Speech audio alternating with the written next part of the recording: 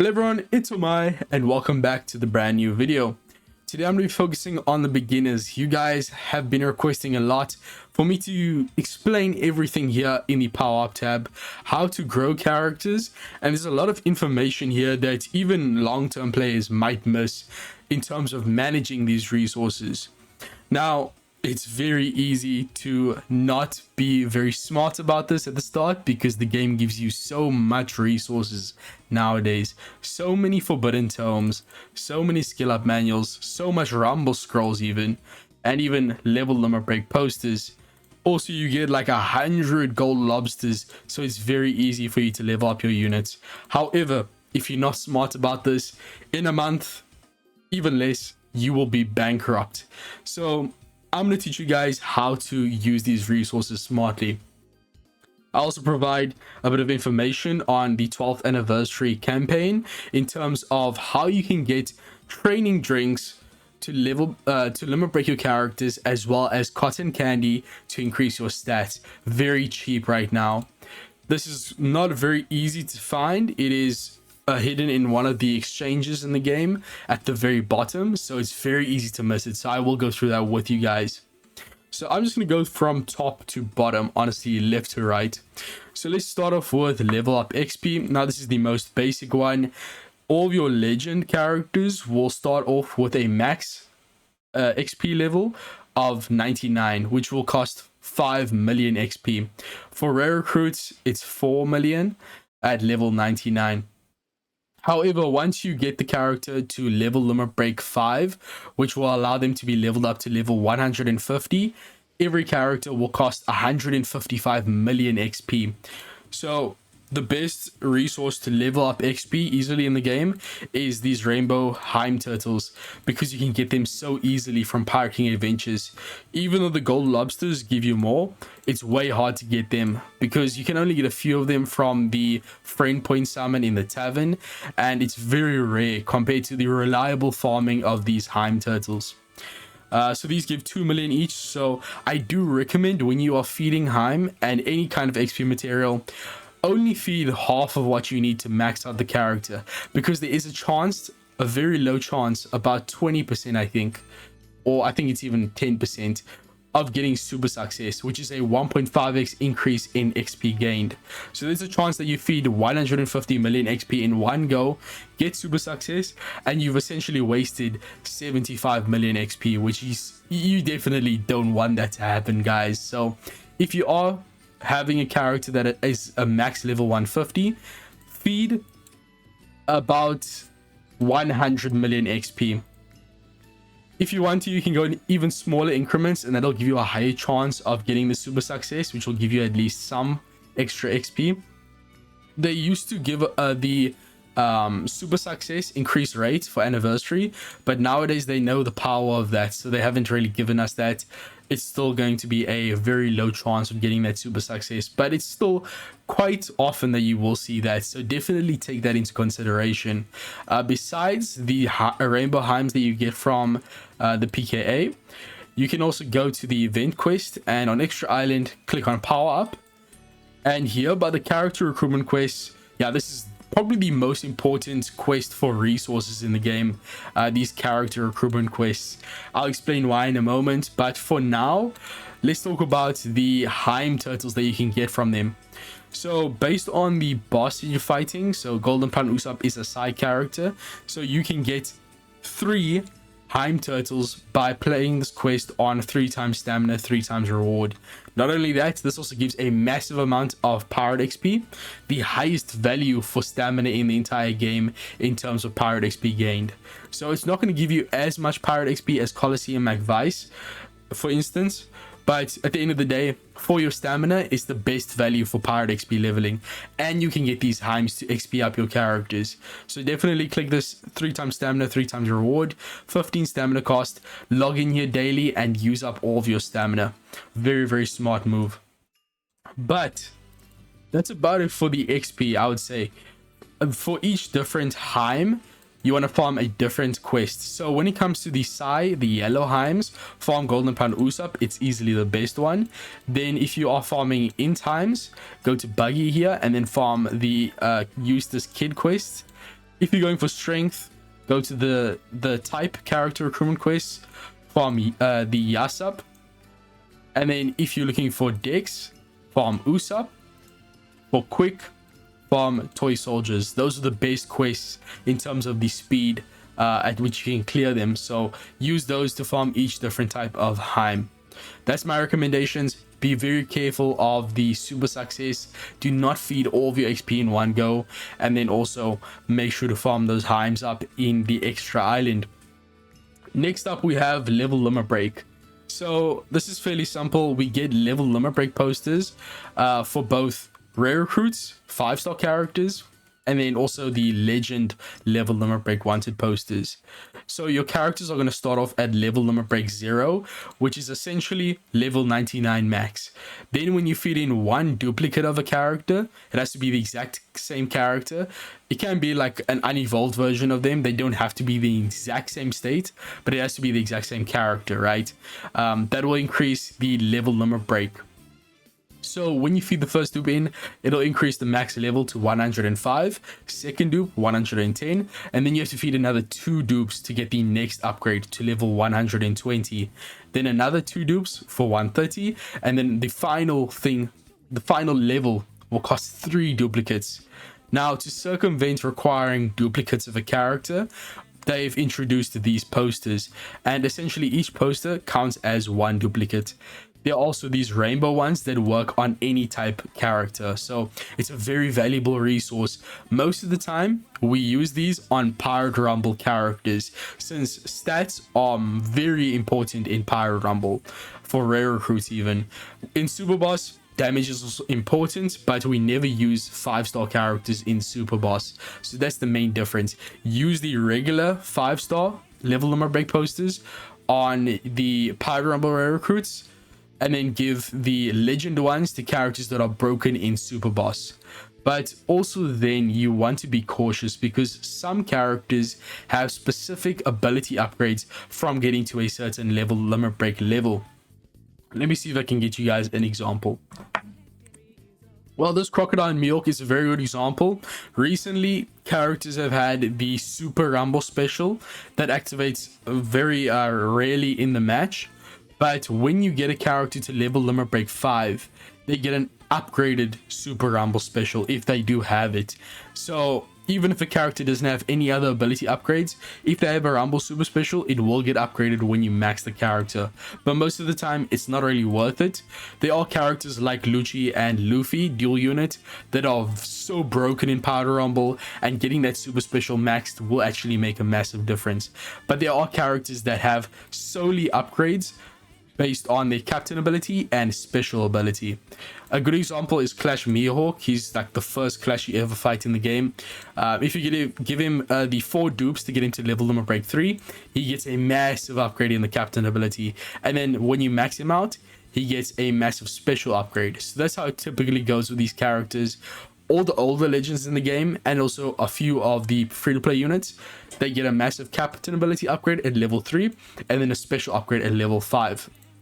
When we look at more like exclusive legends, like treasure map exclusives, or particularly the Super Sugo units, then their upgrade for both the special and the captain happens at level limit break 3. The best example of this I can show you guys is Legend Odin. He was one of the first Super Sugo units in the entire game, but he does have an upgraded ability now. But you have to super evolve him to see that. So let me quickly show you guys on the database.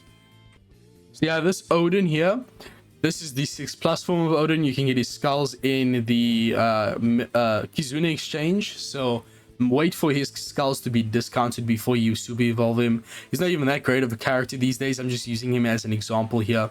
So if you go all the way down here to level limit break, at level 3, he gets the increase to his captain and his special. His rumble abilities also get upgraded here, but since he's such an exclusive Super Sugo unit, they don't require you to get to level 150 to max the special and the rumble abilities. For characters that get rumble ability upgrades, usually the passive gets upgraded at level limit break 2, the special at level limit break 4, and then resistance gets upgraded at level limit break 5. But not all characters get that rumble upgrade in the level limit break upgrade. So that's about it for level limit break. Use those resources wisely. They are hard to get. One last thing, so on the debut Sugo Fest, if you pull a character on their debut Sugo Fest, they come with dupes fed in. Now this varies between different types of Sugo Fests. So if you click here on the info for the new Luffy, and this will be the same for all the new anniversary characters, they will come at level 105, so with one dupe fed in. In Treasure Cruise, if a character has a dupe fed in and you feed them into another copy of the character inherits the level limit break. So let's say you pull two Luffys, both of them have level 105. You feed the duplicate Luffy into your main copy, and that Luffy will now have essentially 3 dupes fed in, which means he will have level limit break 2 with 1 out of 2 for level limit break 3. So this varies, as I said. On Super Sugos, the debut character only has 1 dupe fed in. On anniversary exclusive banners, so for characters like Lucci vs Zoro on his debut, had 2 dupes fed in, so he came with level 110. However, for every other type of banner, so end of month batches like Burgess Shiryu and the Crocodile Mihawk, as well as Rumble Legend like Ace, and Kizuna Legend like Beckman and Yasop, all these characters, they come with 3 dupes fed in to the base copy. So it's like pulling 4 characters in one. Isn't that crazy, guys? This is why they bait you, because in total you need 10 copies of a character to max them out, 9 dupes and the base copy. So with each character counting as 4, you only need to pull 2 copies of the character, and then you just need to feed 2 more posters for level limit break, and they're already level 150. So that's just how insane it is when it comes to every other banner besides anniversary exclusives and also Super Sugo exclusive banners. So that's everything you need to know about level limit break, right? So if you have any other questions regarding that, ask me down below. Next up, we're going to talk about sockets. Now, this is very easy to get confused about as a new player. So let me just use this Junbei as an example. Let's say you have a character with 2 sockets. You would have to feed 48 Forbidden Tomes. This will give you every ability available to choose from at level 5. I'll explain exactly how this works, but you're only allowed to select 5 of these abilities. So if a character has no sockets, do not feed any more than 50 Forbidden Tomes. It is a complete waste beyond 50. So the basic formula is 50 minus however many socket levels they have initially. So for Junbei here, he has 2, so it's 50 minus 2 equals 48. If you want to feed the specific tomes, then yeah, just feed 5. That'll give the max level for that ability. Each character can only have up to level 5 for each ability, and can only have 5 abilities at once. Now, just off the bat, I'm going to tell you guys, most of these abilities are useless. The only ones that are great are Special Charge Time Reduction, Bind Reduction, Despair Reduction, Auto Heal, and Damage Reduction.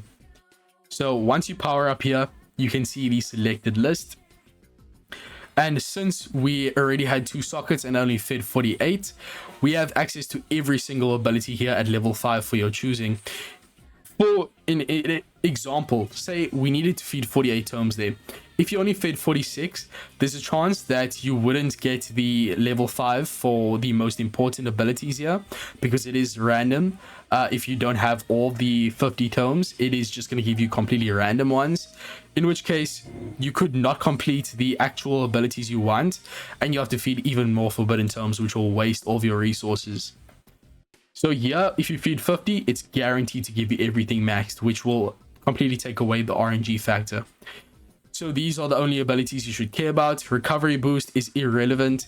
It just increases the amount of recovery you get from an RCV orb, which in most content is not going to matter whatsoever.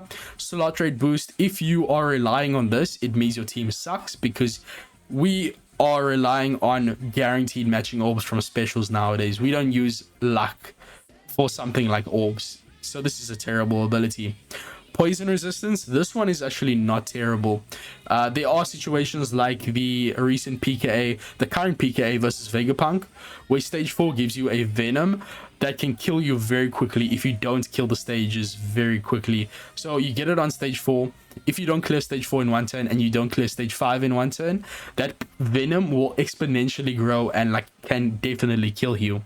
But if your team is good, most of the time poison will be irrelevant, because poison only activates if you take multiple turns to clear a stage. In a treasure cruise, if you move between stages, the poison effect will reduce by one turn, but you won't take damage in that turn, essentially.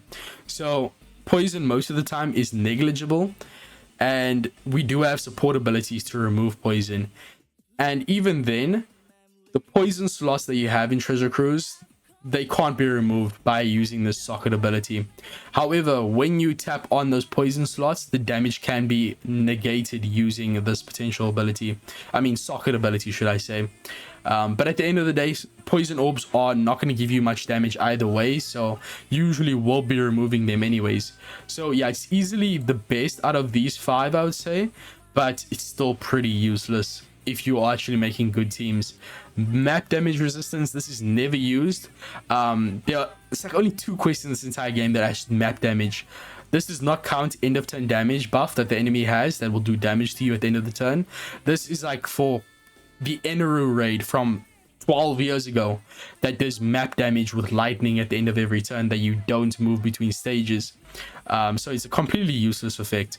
Resilience, this is useful in very rare cases. If you are fighting Grand Voyage with very low investment team, or you're missing characters, there is a chance that you can use resilience.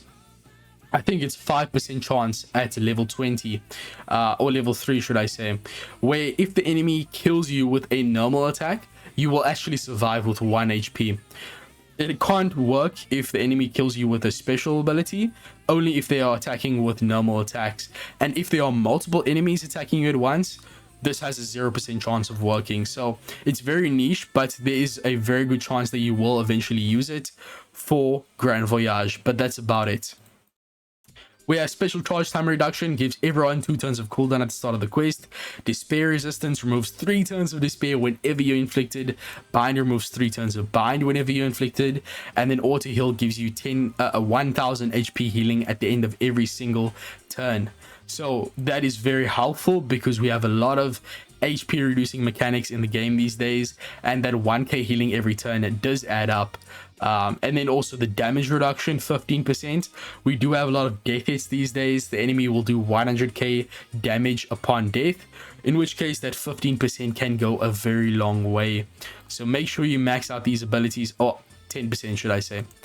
You need 3 characters with level 5 damage reduction to get max damage reduction, 4 characters with level 5 bind and despair resistance to get the max of these socket abilities, and then for auto heal you need all 5 of your characters to have this ability maxed.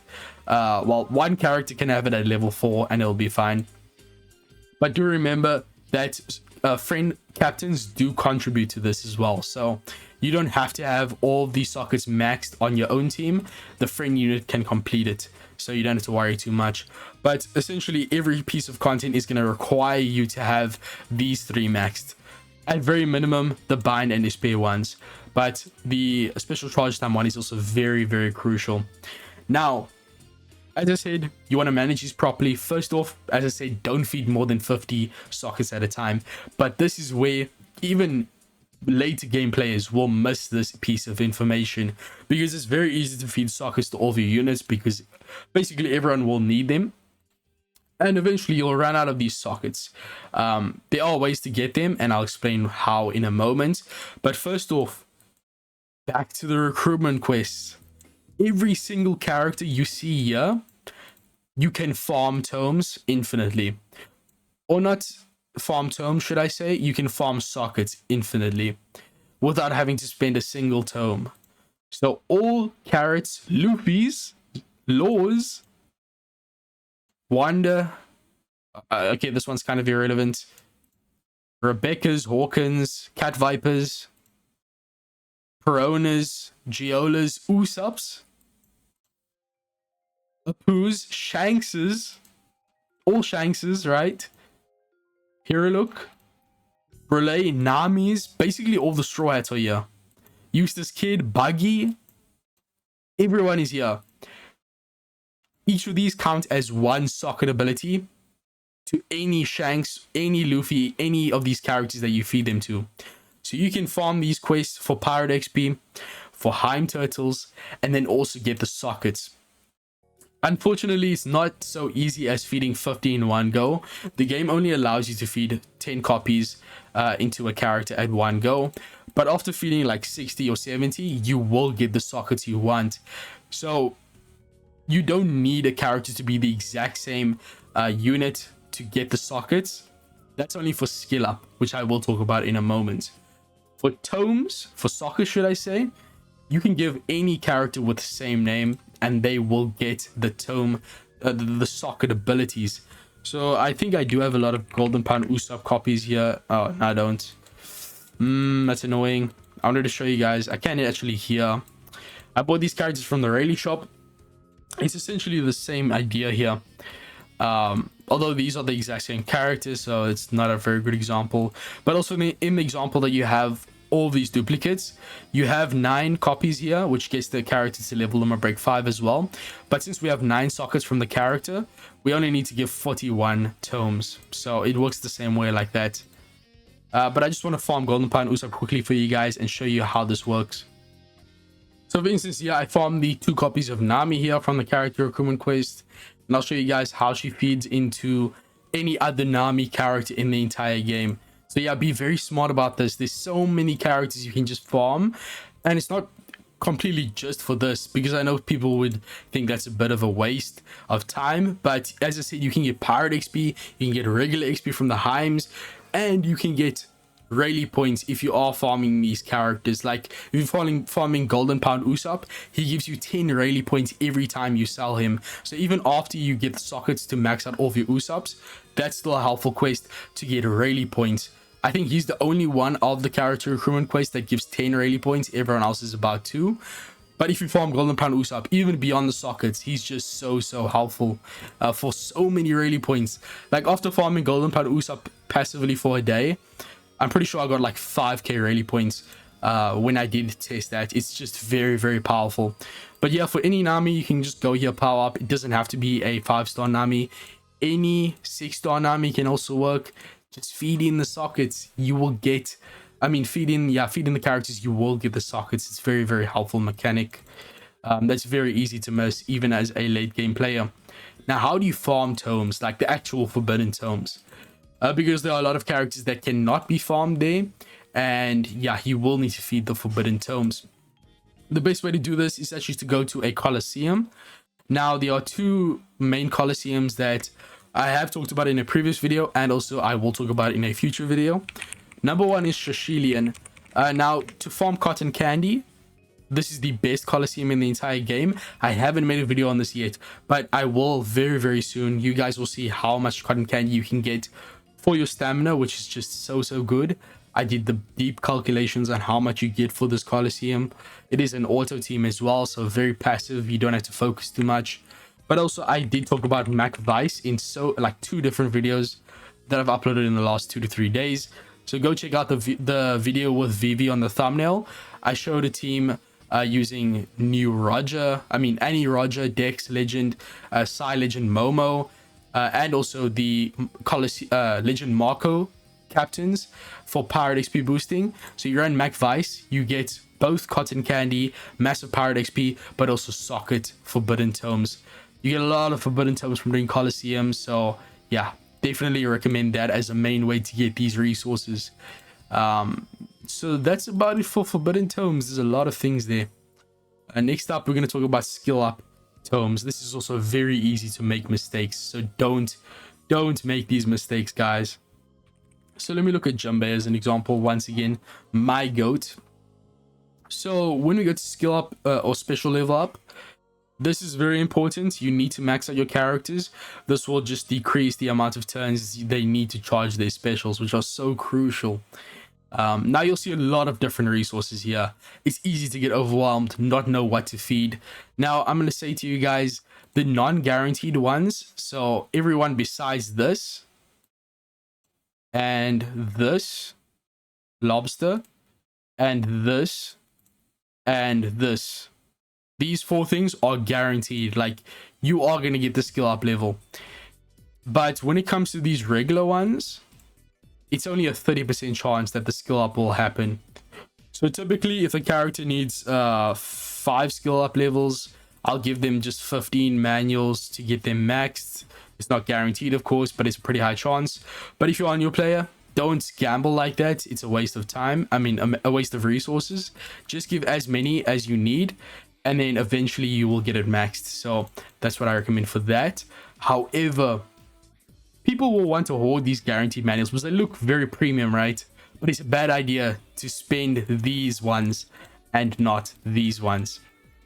The reason I say that is because co-op exists, and the regular manuals, the ones that aren't guaranteed, have way more value because they can be used to level up the co-op captain of, the co-op special of units. Whereas the guaranteed ones, nope. This is the only purpose they have in the entire game. So feed the guaranteed ones. Don't hoard these. It's pointless. Keep the regular ones that are type based. So this one is for Psi. Keep that. When it comes to the Almighty manual, which works on every single type, this one you can feed in as well because this cannot be used for co-op.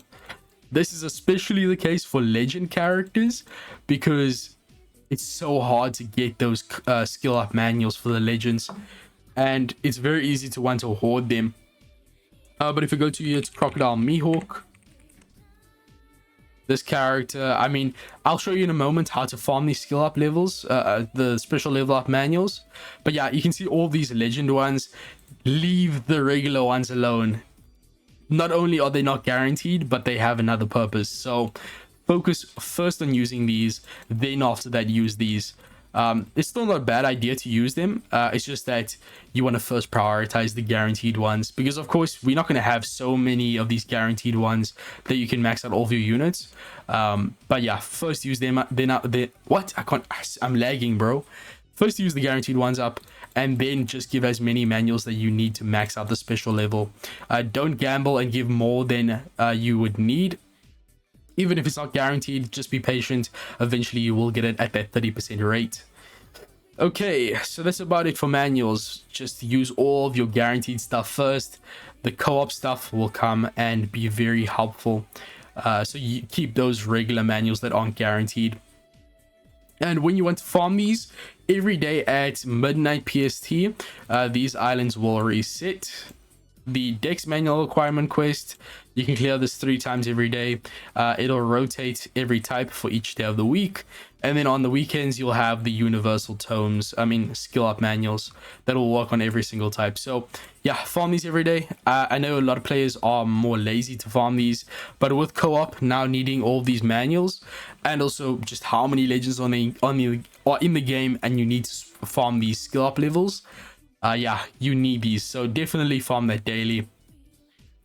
Next up, we have potential abilities, I'm pretty sure. So potential abilities are probably the most confusing thing for new players, even more confusing than skill ups and forbidden tomes. There's first stats and support effects. So I'm just going to give it to you basically. If you get cotton candy in your box, which is not most of the time it'll go straight to your cotton candy slider. But it will sometimes appear in your box if you clear a mission and get cotton candy as a reward. Just sell it.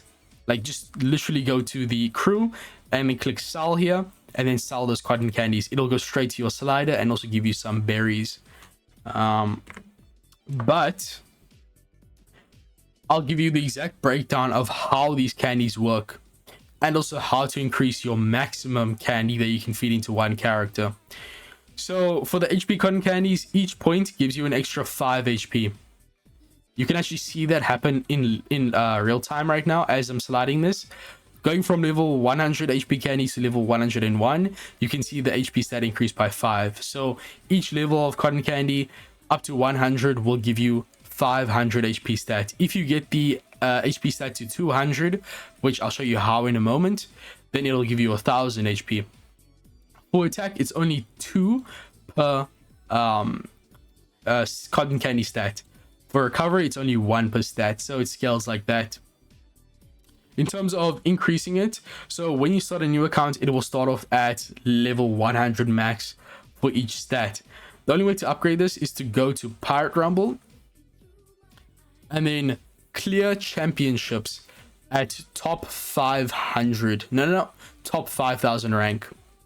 This will give you the ability to upgrade all of your Gather Island resources up to the very maximum, which is level 200. So if you go here, Gather Island, actually go to your main menu here, and then Gather Island here on the bottom left corner. So you scroll here to the right, and you have these moments of endurance, moment of ferocity, and moment of healing. It's very cheap at the start. There's only a few rumble tickets to get to like level 30. Beyond that, it starts increasing rapidly, and then by the time you get to level 80, this is where most players get before it's like way too expensive. This will give you a maximum of 540 cotton candy on a character when you have all of these islands at level 25 with plus 80 attack, plus 80 HP, and plus 80 recovery. Beyond that, usually people save, and then the next big milestone, once you have a lot of tickets, like you can see the exponential increase from 9,000 to 24,000. It's insane. But once you reach level 90, this is kind of where, yeah, it gets really ridiculous. Currently I'm sitting at level 90, plus 90 on all of my cotton candy islands on my main account, and I've been playing Rumble since it came out. Not consistently, I haven't been ranking very high consistently, but regardless, that's a lot of time and only level 90. Albeit I focused on these other islands. I maxed out this, and I got all these other islands to a fairly high level as well. But I'll talk about this in depth in another video. For now, all you need to know is that you can get up to a maximum of 200 on each cotton candy stat.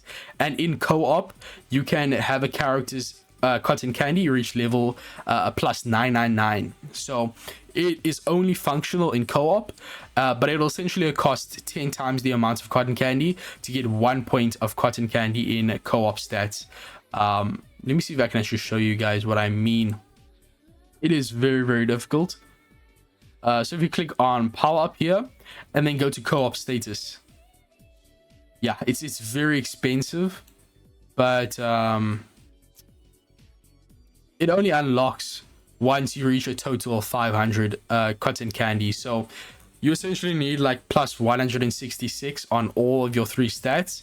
So you do need to play Rumble a bit before you unlock that. But as I said, you can go up to level plus 999 cotton candy if you have your Gather Islands maxed as well. Otherwise, it'll be a bit lower. But at the end of the day, don't waste your cotton candy on that. It's 10 times more expensive. Really do not do that. And as I said before, I will show you guys how to farm cotton candy, and also there's a way to buy it very cheap right now in the game for the 10th anniversary. So let me show you guys that. So click on adventure, go to Pirate King Adventures here, and then in the PKA shop, scroll all the way down to the bottom, and you will see a very valuable pack here that you can buy 10 times. So go all the way down to the bottom.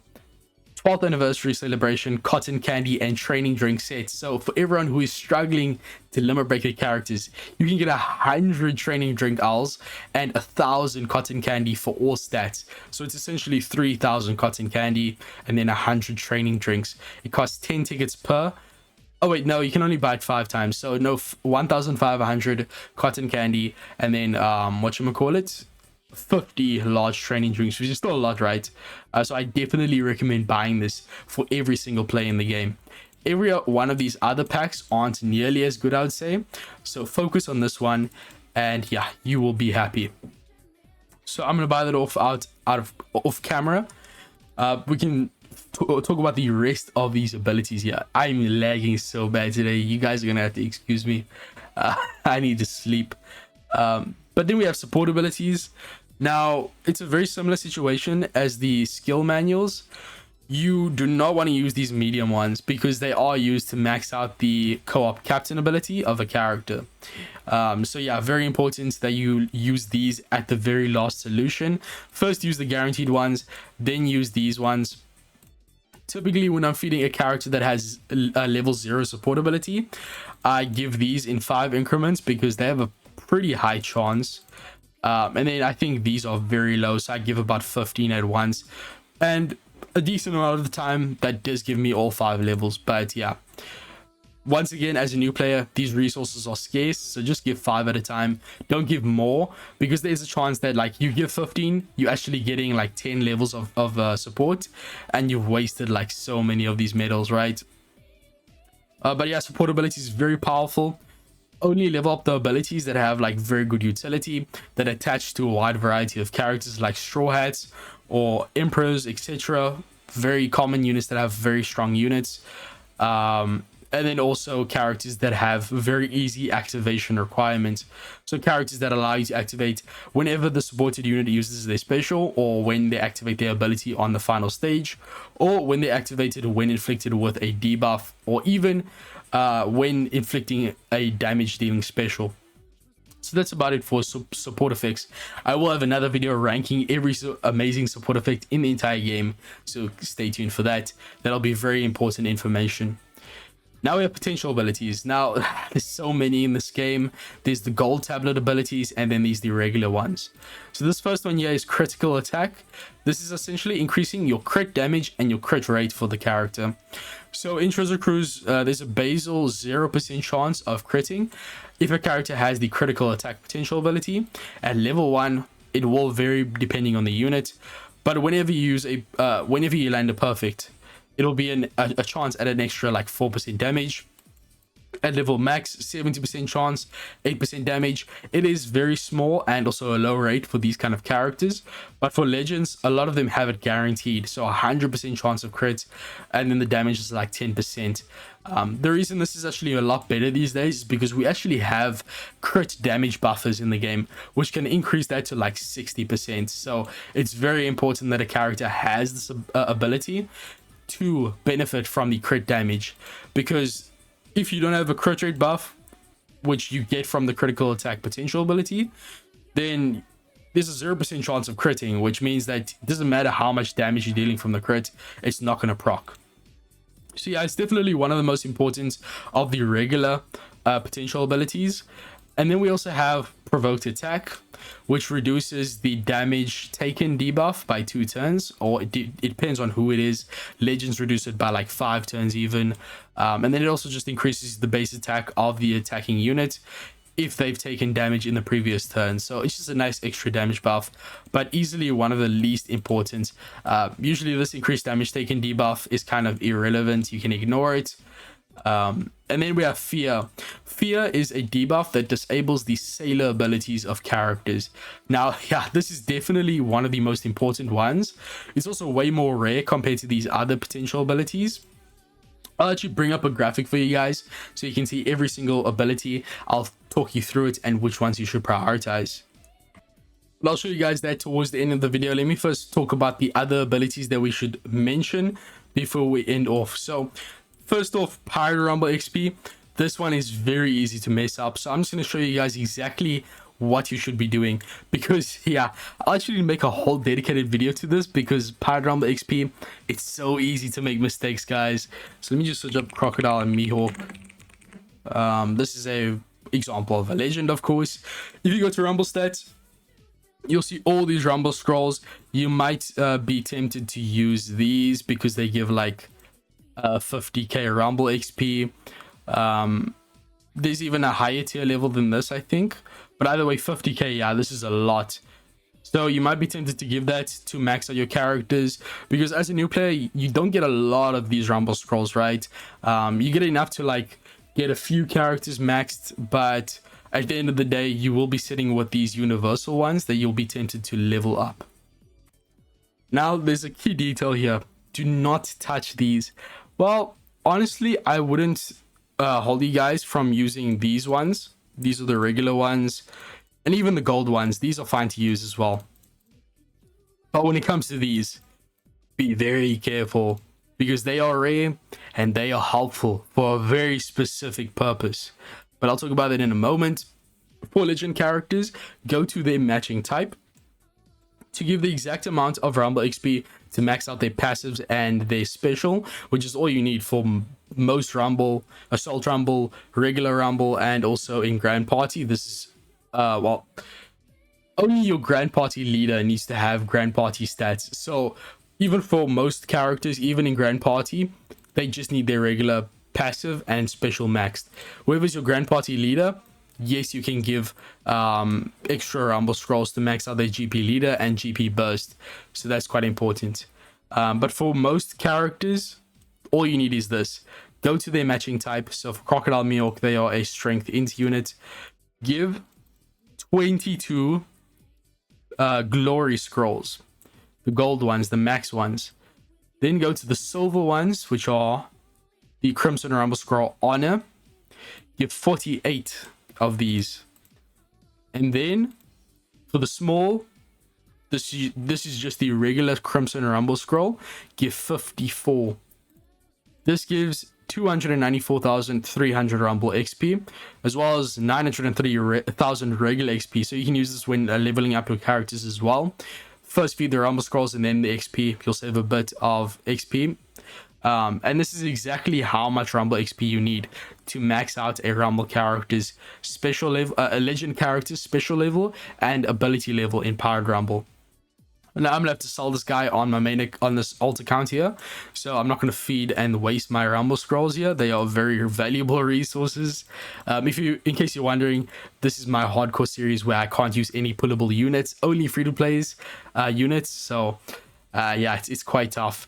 But I do have to sell that Crocodile Mihawk, but I will do it on camera for you guys when I do get around to recording another episode of that series. So that's about it for leveling up legends. But now I'm going to tell you guys why it's so important that you save those massive scrolls that are universal. So there are characters in the game that are useful in Rumble at low levels. A good example of this is the Marcus Mars Elder, the Bird Elder. That character, you want his unevolved state, and you want to have him at a low level, so he has very low HP, because you want him to die very quickly in the battle.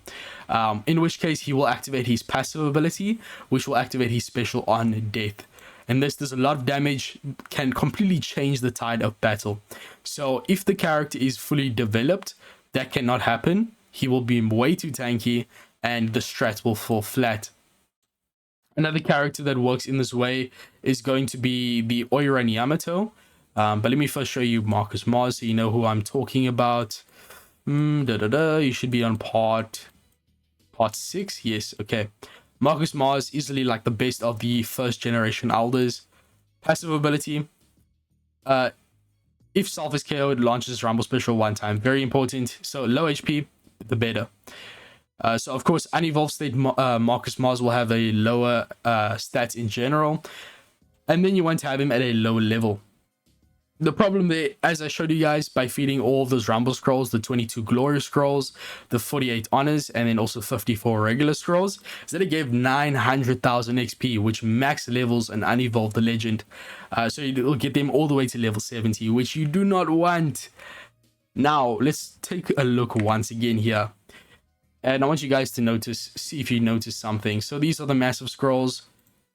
And remember, you need about 300,000 XP to max a special and passive, specifically 294,000 Rumble XP. Now, if you feed 5 of these massive scrolls, it's 250,000 Rumble XP, which is almost enough to max out everything. But it only gives 25,000 regular XP. So this will only get Marcus Mars to like level 15.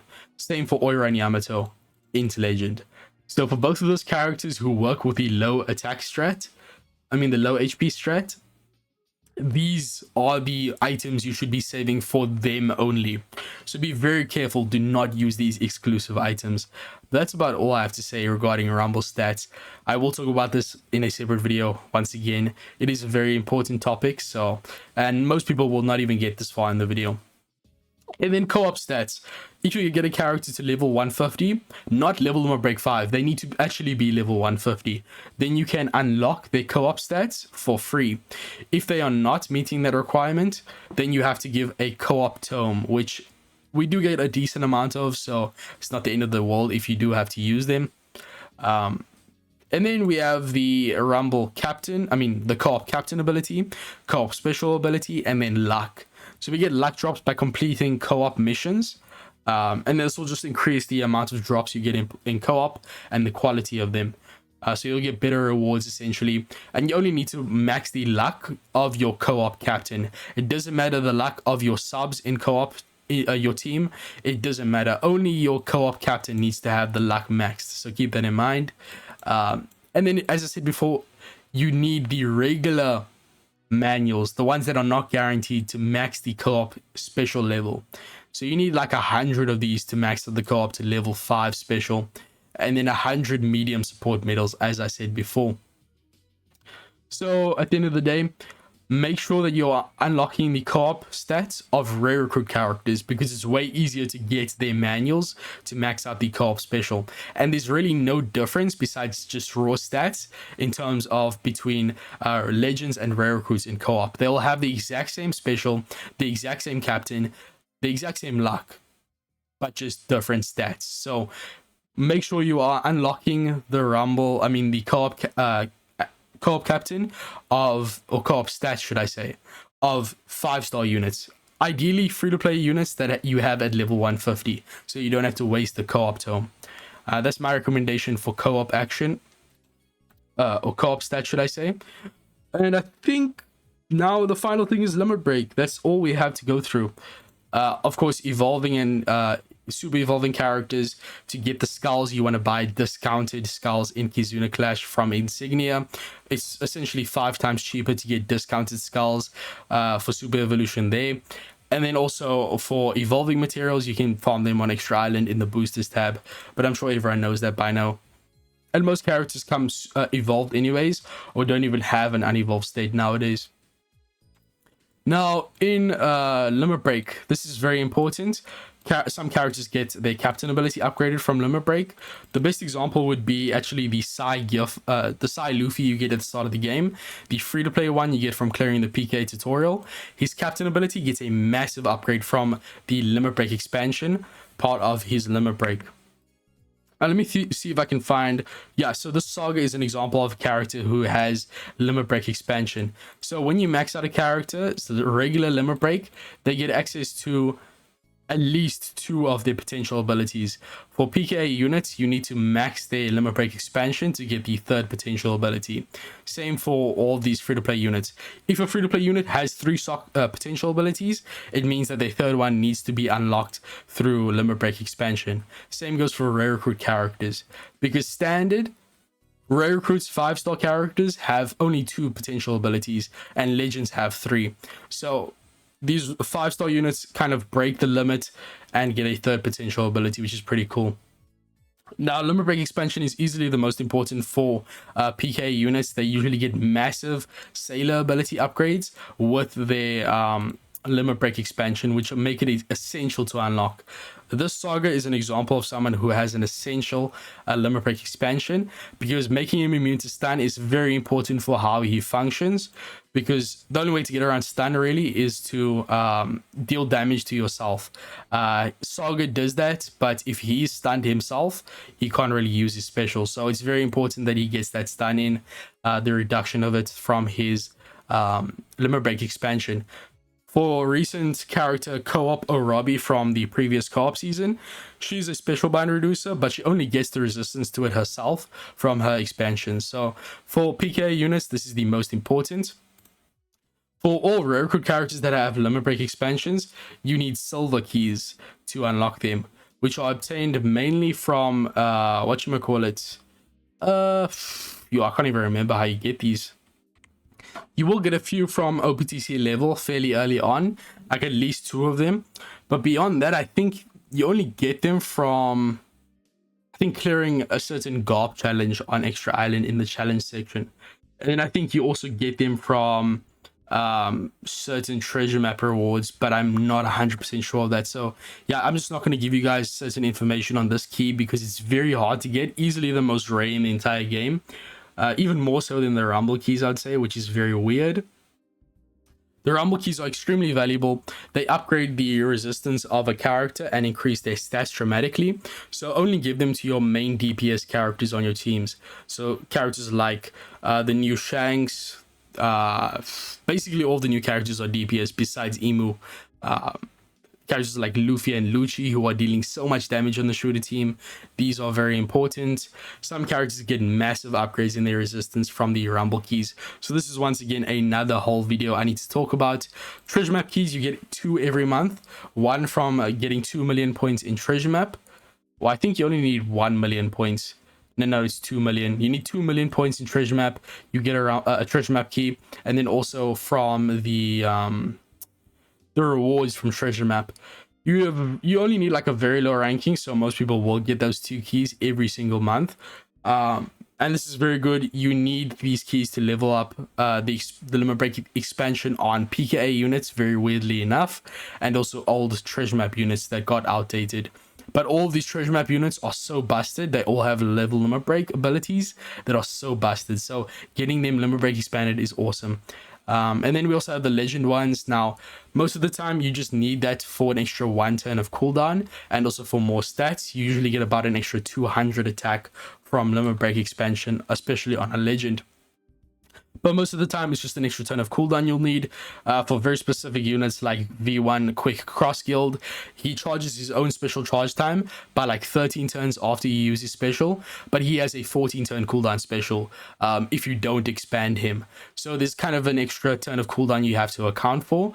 But if you have him limit break expanded, you don't have to worry about that issue. So there are characters that benefit massively from limit break expansion. You have to be a bit more careful about that, right? So yeah, that's about it.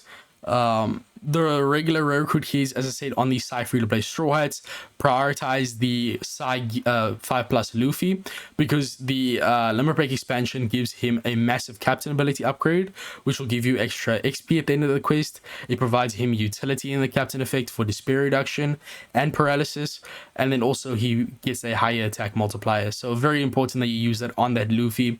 Also on the Psy Brook, who has double special activation after the limit break expansion. And same goes for the Sai Sanji. Those are the characters you need to prioritize. Beyond that, use them on whoever you see fit. They are also needed for co-op characters to limit break expand them. It uses 2 of these silver keys to expand co-op units, so be very wary of that. But I think that's about it for limit break. The main upgrades are cooldown, basic stats, and for certain characters, captain ability upgrade. Mainly, it's the sailor abilities are so crucial, and the cooldown. The stats are great, but at the end of the day, you can get by without them. A lot of the time, you need that cooldown, you need that sailor ability, otherwise your team is screwed, right? So that's about it for powering up in One Piece Treasure Cruise. Let me know your thoughts in the comments. This was a longer video. I hope for characters. I hope for people who are just starting the game, this is extremely helpful in figuring out how to use these resources, very valuable, how to farm them, and also just how to navigate these interfaces. It can be very overwhelming at times. Of course, I could go into a whole nother video based on all these tabs here. But yeah, this is just limit break, evolve / super evolve, power up, which gives access to all of those functions that I just showed you. Character list, just to view your characters and favorite them so you don't accidentally sell them. Edit crew is just team building, setting up your 8 crews. Selling is just to sell fodder units, and as I said, cotton candy sometimes appears in your box. And then collection is just showing you some how many characters of the legends you have in the entire game. So no practical purpose there. Effect is if you want to add the ink effect pens, you need 50 regular ink effect pens and 15 like rare ink effect pens to get the stage 2 visual effect on a legend or some 5-star characters. But if you get a character to level limit break 5, it'll cost 0 of the regular pens and only the rare pens 15 to max the ink effect. So if you want to save the regular pens, then make sure that your character gets to level 150 before you give them the ink effect. It will save a lot of resources, but at the end of the day, no practical use besides aesthetics, right? So these are an example of ink effect. Yep, it's just adding effects on the artwork. It looks pretty good. Some characters is better than others. But that's about it. Thank you guys for watching. If you have any questions, ask them down below. But with all that being said, I'll see you guys in the next one. My throat is dead. Peace. And I'm out.